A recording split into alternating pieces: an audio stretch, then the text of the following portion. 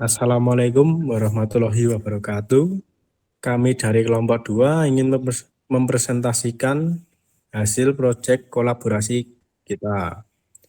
Untuk yang pertama, perkenalan terlebih dahulu, nama saya Indra Swi Pamungkas dengan NPM belakang 018 dari D3 Sistem Informasi. Saya Muhammad Rizky Albani dengan NPM belakang 001 dari D3 Sistem Informasi. Saya Intan Binugrahani dengan NPM 020 dari D3 Sistem Informasi. Saya Yuda Kurniawan dari Prodi D3 Sistem Informasi dengan NPM belakang 002. Saya Dinda Putri Cahaya dari D3 Akuntansi dengan PM 32401111001. Di sini kita akan menjelaskan tentang cara penggunaan aplikasi pada industri manufaktur usaha meja belajar. Yang pertama kita membuka aplikasi terlebih dahulu. Selanjutnya kita register atau login. Apabila user belum mempunyai akun, maka user mengklik register untuk memasukkan nama, email, dan membuat password. Apabila user sudah terdaftar, maka user tinggal menginputkan username dan password untuk masuk ke sistem perusahaan.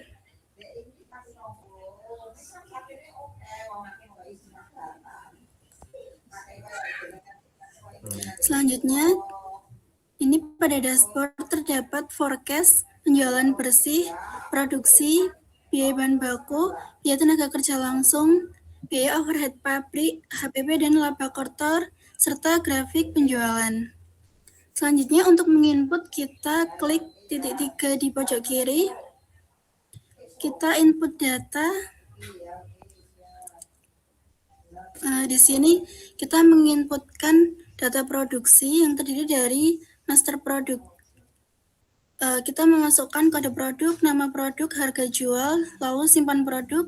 Selanjutnya ada master bahan baku, masukkan kode bahan baku, nama bahan baku, harga per kilogram, sur atau bahan baku yang dibutuhkan untuk membuat satu produk meja belajar, lalu simpan bahan baku. Terus untuk master tenaga kerja, kita masukkan jenis tenaga kerja dan tarif per unit, lalu simpan tenaga kerja. Untuk BOP, kita masukkan BOP untuk bulan tersebut dan tarifnya berapa, lalu kita klik simpan BOP.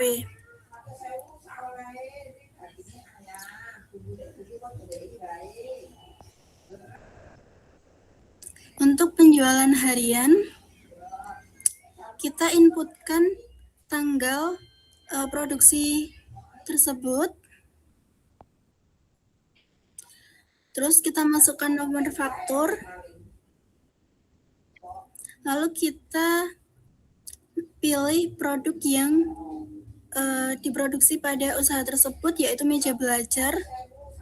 Lalu kita masukkan unit jual.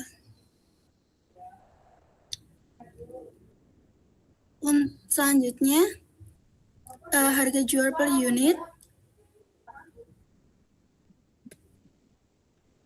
Dan kita masukkan total penjualan.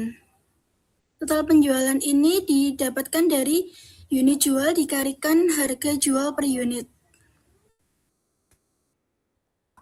Kemudian kita simpan. Selanjutnya, selain penjualan harian, apabila ada retur penjualan dan potongan penjualan, kita masukkan. Untuk retur penjualan, itu user menginputkan apabila terdapat konsumen yang meretur atau mengembalikan produk. Untuk retur penjualan, kita pilih tanggal, lalu masukkan nomor faktur,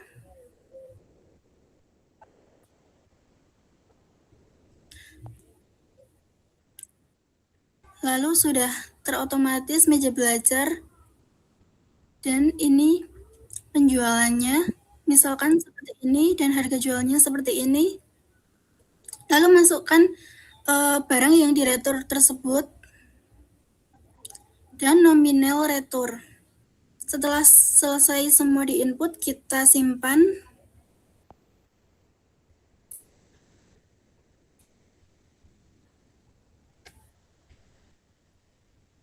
Lalu apabila ada potongan penjualan,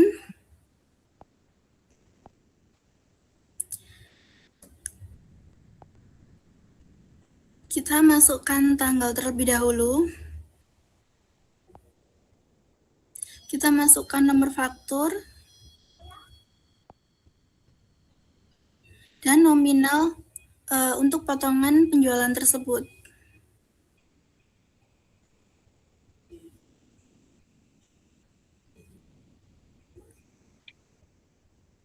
Lalu kita simpan. Selanjutnya kita untuk mengetahui produksi harian, maka kita klik pada produksi harian, lalu kita inputkan untuk tanggal produksinya, penjualan,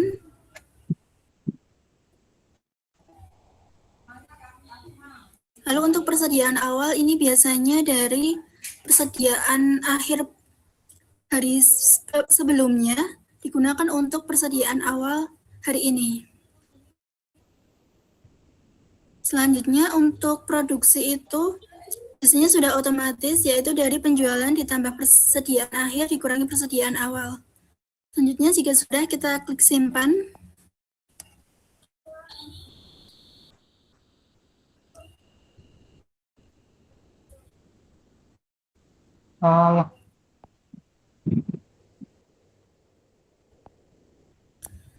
Lalu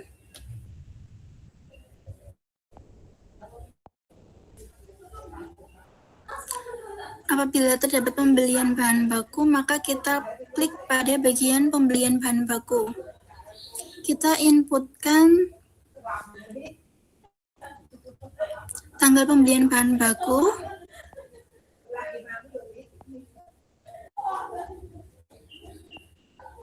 kode bahan baku, nama bahan bakunya yaitu kayu,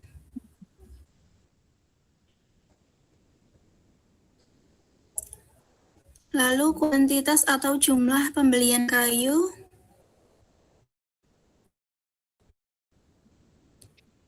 harga per kilogram kayu,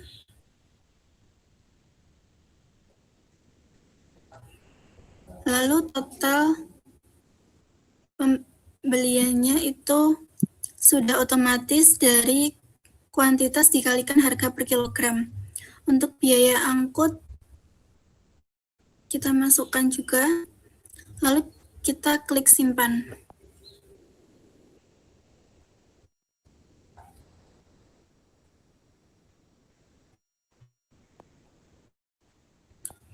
Lalu untuk mengetahui biaya bahan baku harian yang kita keluarkan, kita inputkan tanggal produksinya, produksi pada hari tersebut memproduksi berapa, kita sudah ada pada produksi harian sama. Selanjutnya bahan baku per unitnya kita masukkan.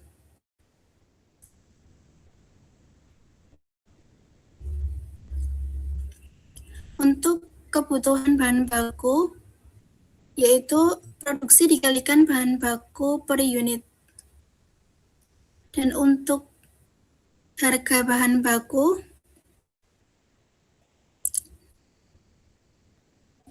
sudah tetap, lalu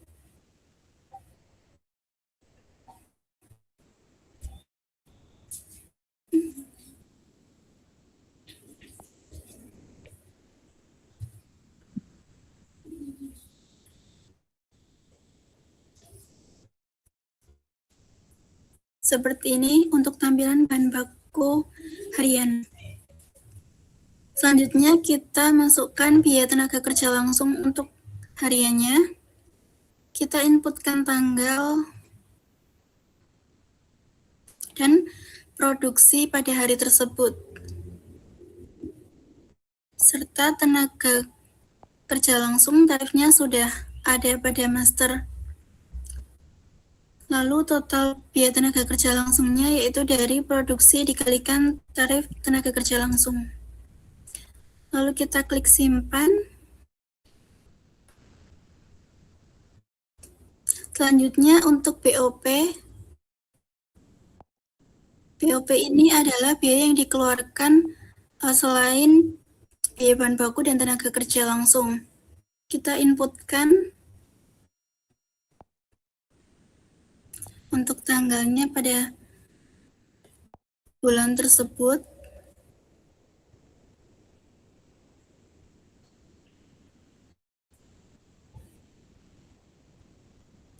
Untuk produksinya selanjutnya ada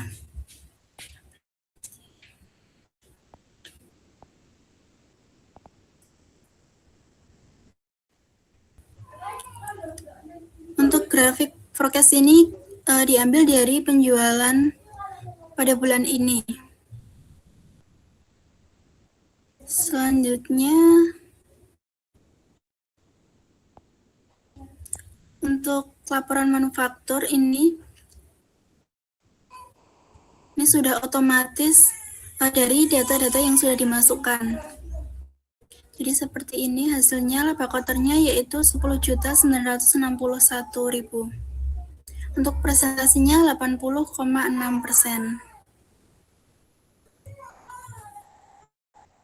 Selanjutnya, di sini saya akan menjelaskan tentang alur data flow dalam aplikasi. Sebelum itu saya akan menjelaskan arsitektur aplikasi ini. Aplikasi ini menggunakan client server authentication arsitektur untuk layer front end-nya menggunakan Android Java dan untuk tampilan bergerak. Untuk jaringannya menggunakan HTTP, post untuk komunikasi dengan backend. Backend-nya menggunakan file dari folder untuk logika untuk database PostgreSQL menyimpan data secara random. Untuk visualisasi Android chart menampilkan grafik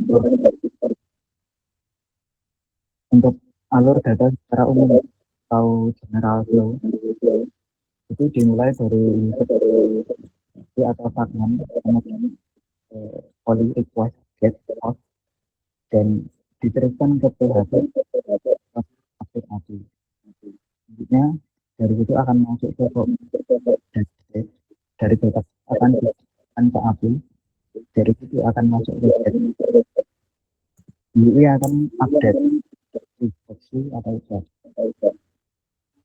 Untuk langkah-langkah kita user melakukan aktif, klik ke aktivity dan lain-lain. Activity membuat string request, kemudian request dikirim PHP mengelola query insert API ke PostgreSQL. PHP kembalikan, kemudian Android memperoleh dan menampilkan ke UI. Untuk alur data per modulnya dashboard, penjualan harian, dan produksi harian, bahan baku, tenaga, biaya overhead pabrik, forecast, laporan manufaktur.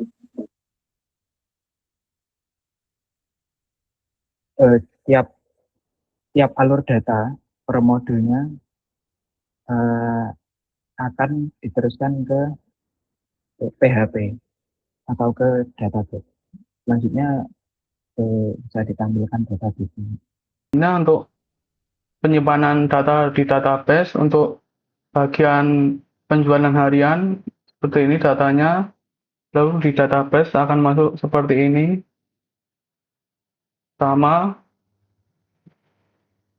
lalu di operator penjualan Berikut ada datanya, lalu kita cek di database.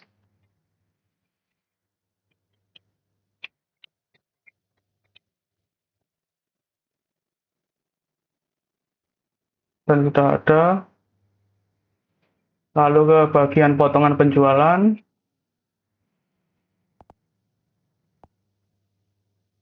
Berikut daftar potongan penjualan. Ini untuk penampilan data dari database. Daftar potongan. Lalu kita cek di database.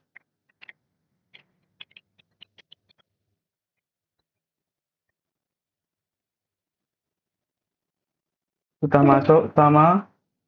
Lalu di bagian produksi harian, ini ada beberapa data dari database. Lalu kita cek datanya apakah sama.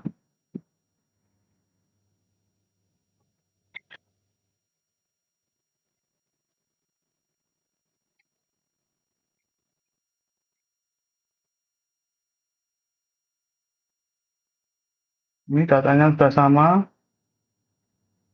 Lalu ke pembelian BB. Berikut ada datanya untuk melakukan database. Lalu kita cek di database-nya.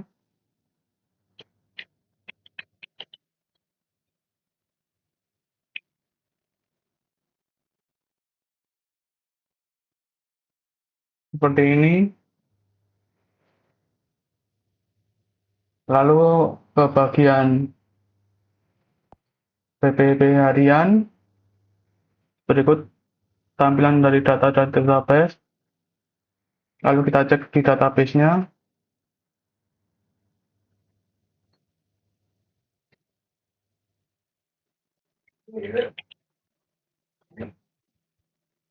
Lalu di sini ada database-nya untuk menampilkan datanya masih sama.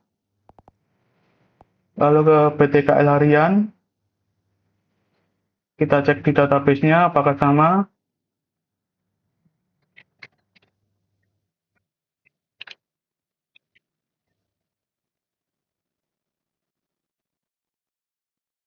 Lalu ke bagian POP harian. Kita ke database-nya.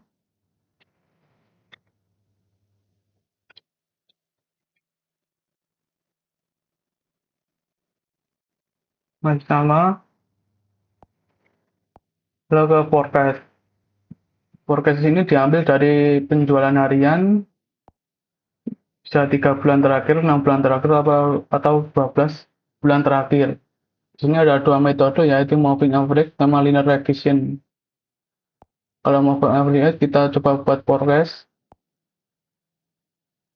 Kalau menggunakan metode moving average akan menampilkan 19,67 unit. Lalu untuk linear regression akan forecast akan menampilkan 20 unit. Kita grafiknya.